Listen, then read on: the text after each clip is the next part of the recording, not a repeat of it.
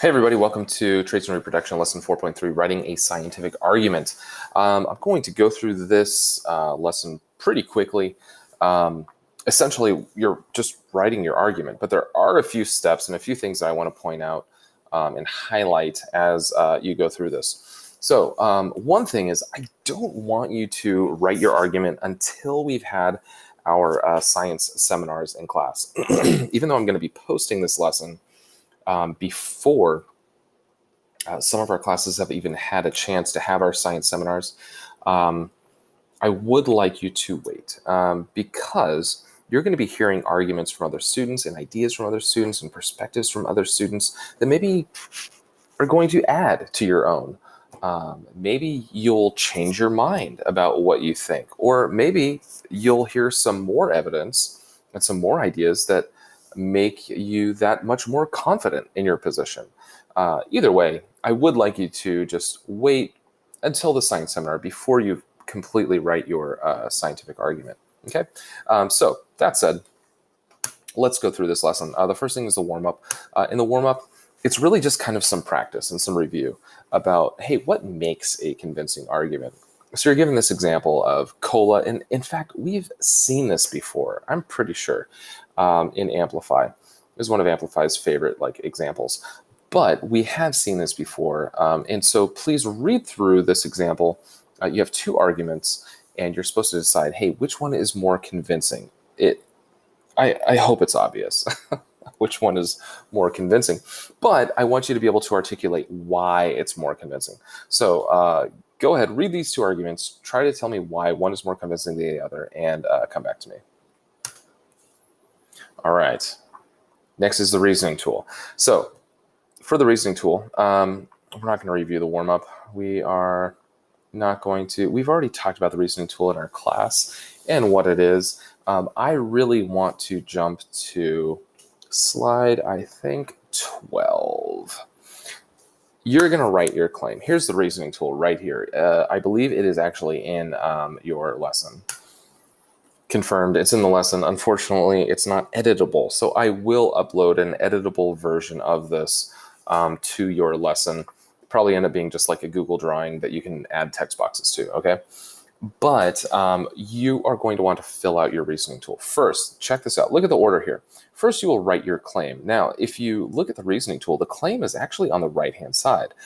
Normally, we like to go from left to right in our society. However, we're going to go ahead and start by writing our claim over here. What claim did you choose? And you can actually come up with your own claim if you want to, and then you will choose the evidence cards that support your claim. So those evidence cards, we had 6 of them. Which of those support your claim the most, do you think? And again, some of this might be influenced by the science seminar that we have in class. Finally, you will explain how the evidence relates to the claim. Oh yeah, I remember, that's what we call reasoning, and that's what's going to go in your second column. How does this support this? That's what we write right here. You have to be able to make that connection. It's not good enough just to say, Jackie has this gene version. Great. So what? What does that mean? How does that actually support what you're saying? So anyways, I also want to make sure we touch on this too. Choose one of the 3 claims, or write in a claim of your own in the third column. And then choose at least two pieces of evidence to support your claim. It says attach these cards to the left. That's like if we were actually in class and I gave you physical copies of this.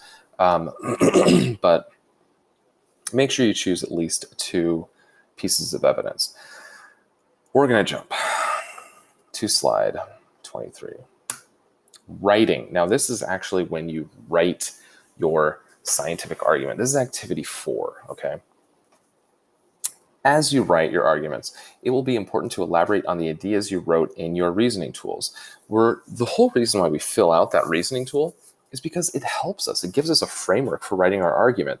And if we have filled out the reasoning tool, and we've done a good job filling out that reasoning tool, our argument is almost already written out for us. All we have to do is fill in a few gaps, clean up a couple things, but the bulk of it is done. It really is. let's look at this next paragraph, sentence here. A convincing argument includes a claim, specific evidence, and an explanation of how the evidence supports the claim. Hey, the evidence, reasoning, and our claim. That's our reasoning tool right there, right there. I want to go to slide 24 as well. So here's how you do that. Use writing an argument using the reasoning tool. First, state your claim. What do you think? Jackie, and this is what we're trying to prove, right? Why is Jackie an elite distance runner when no one else in her family has that trait? Well, great way to start your whole argument. Jackie is an elite distance runner when no one else in her family has that trait because claim. Perfect. Describe the evidence. One evidence card showed, another evidence card showed. These are really easy, simple ways to introduce those things from your reasoning tool into your argument. So hopefully, if you're having trouble figuring out how to do that, I'm hopeful that this gives you just that step that you need, that missing piece, and then explain how the evidence supports the claim. When used together, this evidence shows that. What does the evidence actually show? You're going to have to use your background knowledge in this. You're going to have to prove to the reader that you know what you're talking about, and make those connections. There are sentence starters in the lesson in Activity 4. Check these out. These are great. Again, if you're having trouble just finding the words, finding out how am I supposed to say this, use these sentence starters. I don't mind if you use these sentence starters word for word, because obviously what comes after those sentence starters is your thoughts and your ideas. But these are great ways to just kind of get that ball rolling if you're having trouble figuring out how to get started. Again, these are in your lesson, so please utilize those. Homework. For homework, then you will revise your argument to make it clearer or more convincing. Hey, I want you to do this in the first place. You don't have to rewrite your entire argument. Go back. Make sure you've considered some of these things that it asks you about, that you go back and you actually look at your argument. Because I know a lot of people, they read these things and say, oh yeah, I did that. Oh yeah, I had enough evidence. Oh yeah, my reasoning supports my evidence. And a lot of people are just saying that so they can move on to the next thing. When in fact, there is no reasoning. The evidence doesn't even relate to the claim. The claim isn't even something that we've talked about. So consider it. Consider the questions that they're asking and revise your argument. But you don't have to write it here. Just go back and revise the argument that you wrote. Okay. The self-assessment, optional. What do I always say? I always say it's not optional. Well, good for you for watching the entire video today. It is optional.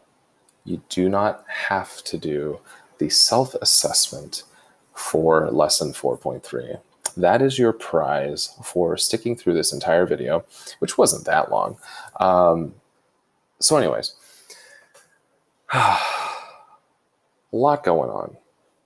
You have your final argument to write. We have our science seminar. I'm also going to be posting the test, the end of unit assessment. A lot to do, but I'm going to give you plenty of time to do it. So take your time, focus, and if you have questions, let me know, and I'll be happy to answer them. Good luck, and I'll see you next time.